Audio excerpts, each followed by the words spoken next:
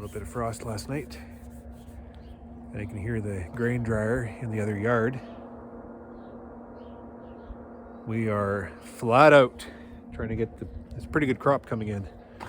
So it's taking a little bit longer than expected, but things are going very well.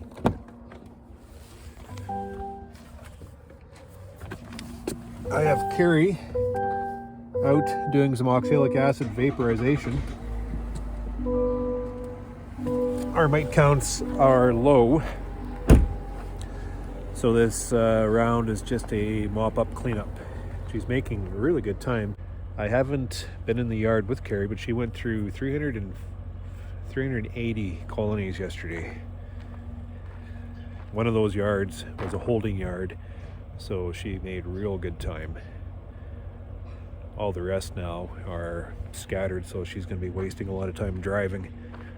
But that is really good. I have some stickies put underneath just to monitor drop on some of the higher count yards earlier, just to see if my mite washes are accurate. So we'll see what those stickies show. But so far my washes have been shaking very low mite counts. I'm going to go and continue on with the land work. Hopefully get that done by the end of the weekend, or caught up to the combine anyways, and then I can redirect my attention towards moving these bees in. I have a refrigeration unit being put into my shed, and I wish I would have had it put in before now. Like, I made my decision too late. It'll be installed all the same for future years, but the idea is to be able to start moving these colonies in good time without having that forecast of weather scare you for moving them in. Like, I'm looking at the forecast right now, next week 10s, 15s as highs, too warm to move them in the shed, but after that maybe snow and then cold. So traditionally that's when I will start moving them in, is after this little bit of warm spell. But with refrigeration I could cool that shed down and move them in this week, get a couple loads in every morning or evening and poke my way through, manage my workload a lot better, so that I'm not rushed in with a foot of snow. But that'll be for next year because the unit's not put in yet. And once they start installing it, I'll start stepping through some of the specifics and requirements of the refrigeration that I'm putting in to meet the capacity I have or will have in the shed. Very basic. I'm not involving a lot of technical expense. It's just basically a cooler that I can turn on and have it cool the shed down, and then when I don't need it, I'll just turn it off. So I'll involve maybe a little bit more complexity further down the line, but right now I just need to take that edge off. It is that time of year again. Oxalic acid vaporization. So I have two of these larger Instavaps from last year, and then Mike gave me this compact he wanted to profile.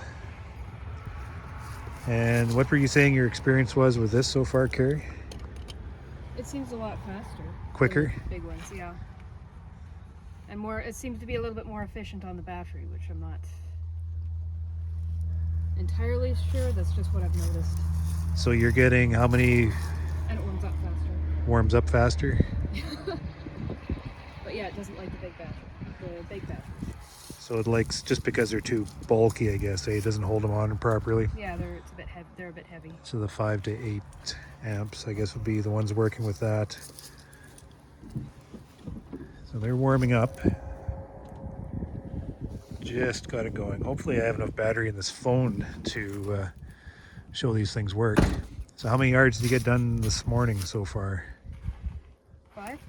5. That's Oaks, Alex, Simpsons, Frasons, and Phil's. So that's 200 colonies this morning. Approximately. No rest for the wicked. This is a nuke yard. These are all Carey's queens. This yard produced a shit ton of honey. So I'll just let you go to work and I will just observe from a distance. Yeah.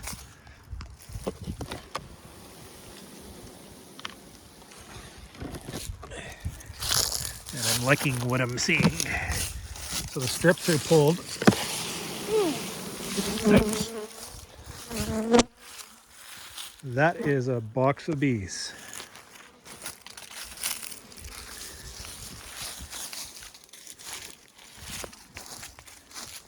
Holy moly.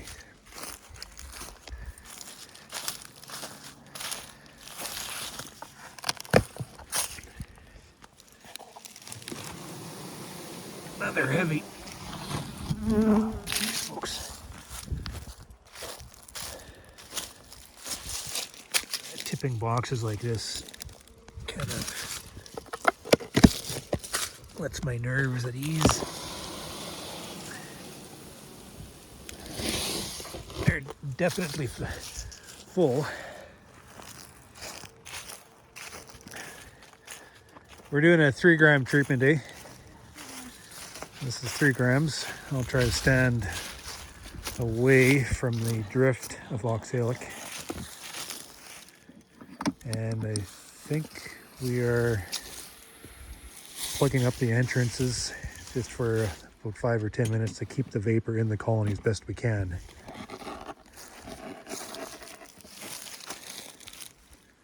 And that's the 3 gram treatment. That thing flashes, does it? And then apparently when it's done flashing, the treatment is done. It's all on timing, I guess.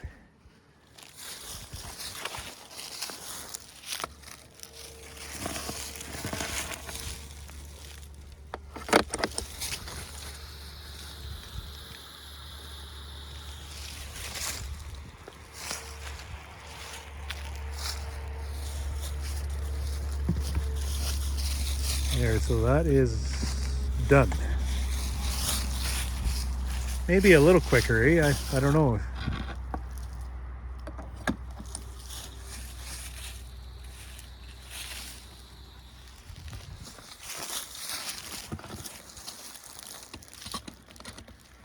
I don't know how you'd be able to go any faster than this.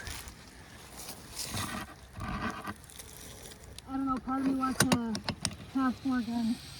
You want 4 of them?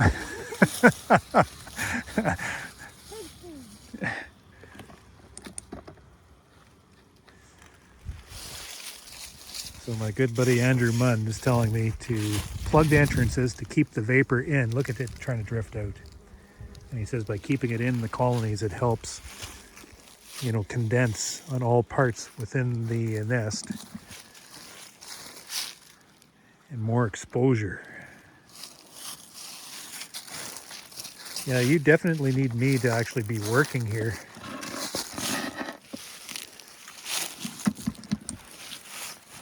Boy, that is ideal.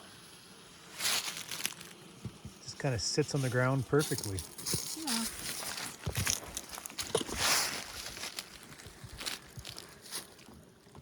Be hard to tell if that's little guy is any quicker or not.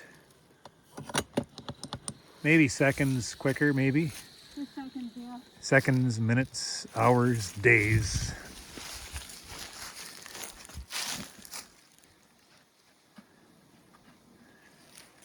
God, we're doing this already. Can't believe it.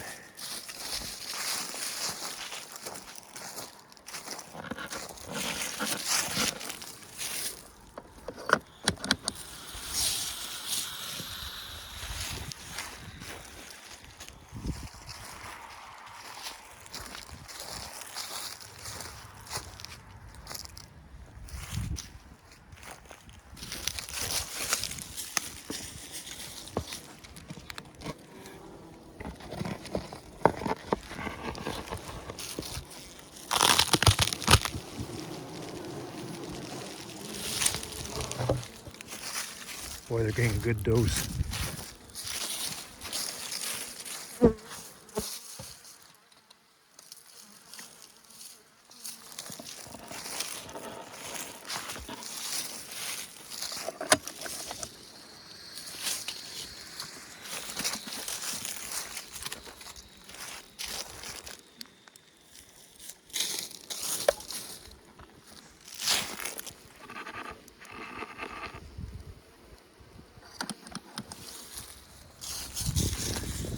No wonder you got through 200 colonies this morning. This is quick.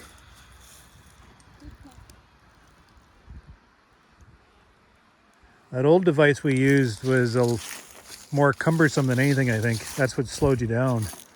Yeah. Just the ease of use here. I'd set up the Holy jeez.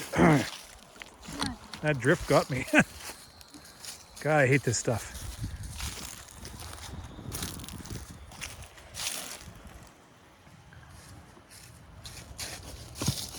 I tipped back a few colonies up at Haywood's, and there's varroa mites on the bottom boards. I'm gonna go check those stickies as soon as I get off the tractor.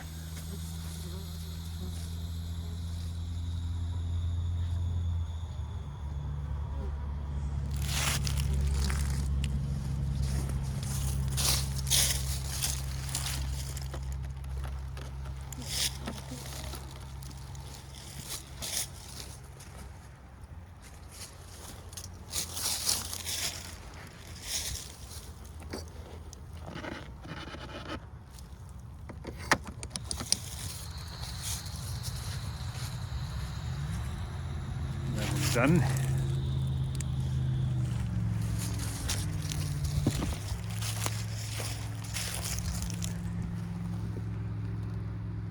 I'll hold that in there.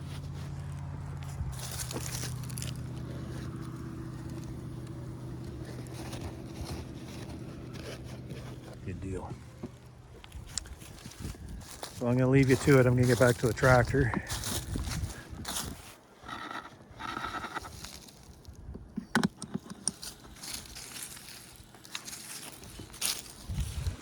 At this rate, we'll be able to get 2 rounds done.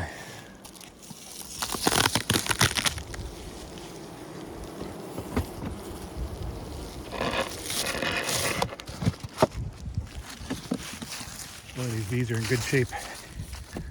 Frosty Friday morning.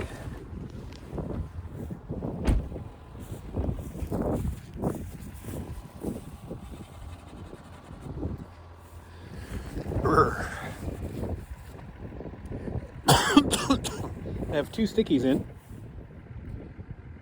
This yard was vaporized 2 days ago. I just didn't get around to it yesterday to come back to check the stickies. So this one had counted 27 on 300 bees.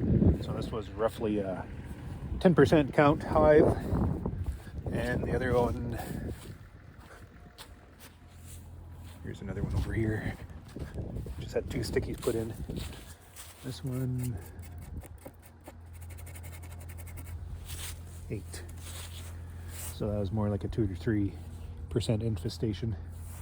Let's see what the stickies show us. If my shakes are accurate, there should be no mites on those stickies.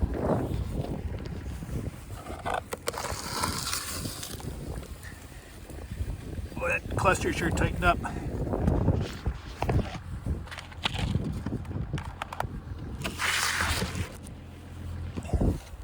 That's maybe a little bit of what I'm concerned about, these higher count colonies.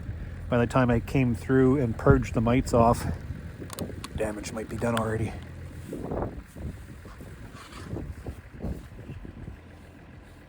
One, 2, 3, 4, 5, 6, 7, 8, 9, 10. 10 mites.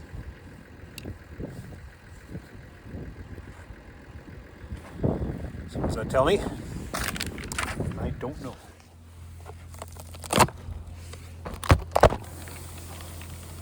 That colony's a little better. So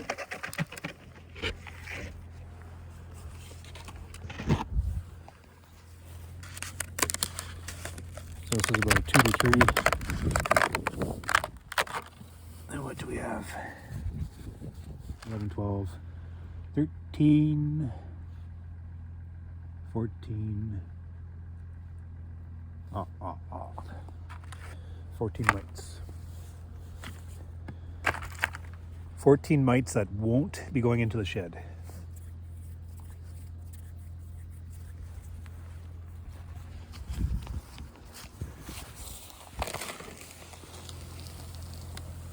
much smaller.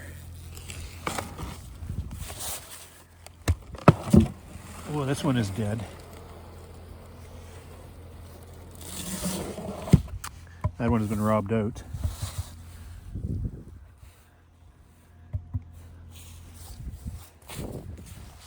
I hate finding those colonies.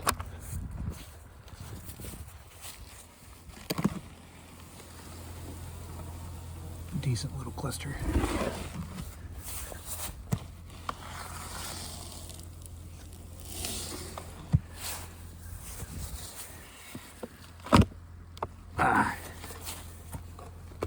Need a hive tool. They're certainly heavy.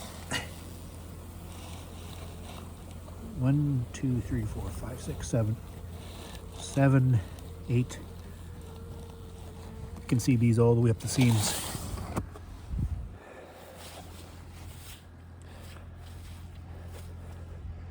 I think what we're going to do is, because we're still dropping mites, if we get the chance, I'm just going to follow through with a second round of oxalic. Just keep purging those mites off. Because if the colony has been damaged already due to the mite loads earlier, the residing bees, they need all the help they can get.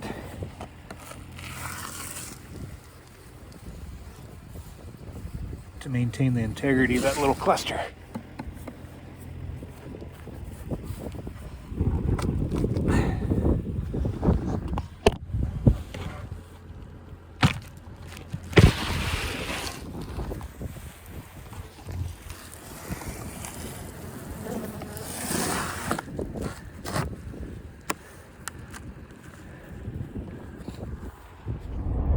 What does it mean? What does it mean? What does it mean? Dropped 10, dropped 15 mites onto that sticky after the oxalic acid vapor treatment. And I'm grasping at what that actually means. What does it mean? If I'm calculating the colonies at that 10 to 15,000 bees, and I'm not exactly sure, they're pretty tight, it's hard to tell. But let's say 10 to 15,000 bees, those colonies are shaking zeros, and maybe I found a mite, so like 0.3. So if that's the case, and I'm looking at mite infestation of approximately around that 30 to 45 mites in that cluster, and I dropped 10 to 15. But you'd think they would drop all the mites. The treatment's supposed to drop 90% of the mites. And I'm basically not understanding the efficacy of this oxalic acid. I find it's variable, it's inconsistent. So if I'm only getting a 20% mite drop from the oxalic acid vapor treatment, then I'm going to have to follow up again and again. So 3 times. I'm going to get around once for sure. We'll get around the second time, I'm sure, because Carrie's making great time. So I put it into that context. It makes more sense. The 0.3 infestation on a cluster of 15,000 bees, let's say, and I'm dropping roughly 20% of the residing mites on there, which is not a lot of mites, but I want them all gone. I want them all off. So if I go around again, drop another, I'll put stickies in those same colonies. I'll see if I'll get another 10 to 15 mites drop on that. And that's all I can really do. Follow up a third time if we have time. It drives me nuts because we have these monitoring techniques that give us an idea, but not a real sound understanding of what's going on within our nests. The variability of the washes themselves, the variability throughout the time of the fall, when there's brood present, when there's not brood present. There's so many factors involved with that. It drives me bonkers. So I try to bring more information into that equation to help make sense of what I'm seeing. So seeing 10 to 15 mites on that bottom board on the sticky, that is good news. I gotta stretch my legs. Long days. Speed disking the sunflowers now. I'm chasing the combine. Pretty good crop. They're telling me it's yielding 3,300 pounds an acre, which is really good. Quite happy with that. Look at these stalks, just like tree trunks. Even with a yield like that, we've experienced a lot of wind damage. All that wind that comes through. Anywhere where the heads touch, we lose. Look at that, eh? Such a loss. Now, some of these heads we're seeing a third, and some of them we're not seeing any. Mother Nature gives us and Mother Nature takes from us.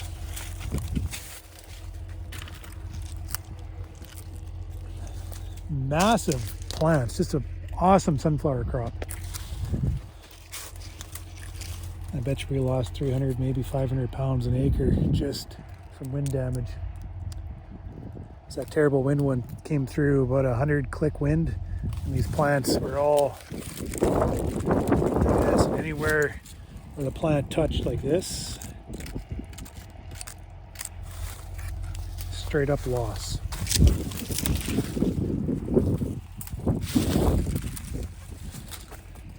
Nothing in that head. Just a little bit of loss in that head.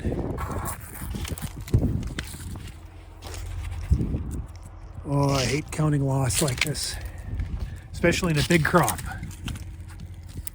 No loss in that head. Look at the size of these heads, eh? It's a massive sunflower crop.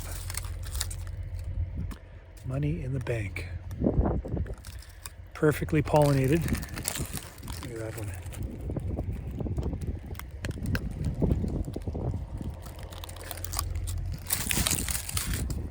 It is what it is. What can you do about it? This is why we work so hard and so long to get the crop off, because it's there for the taking. And it can be lost just like that.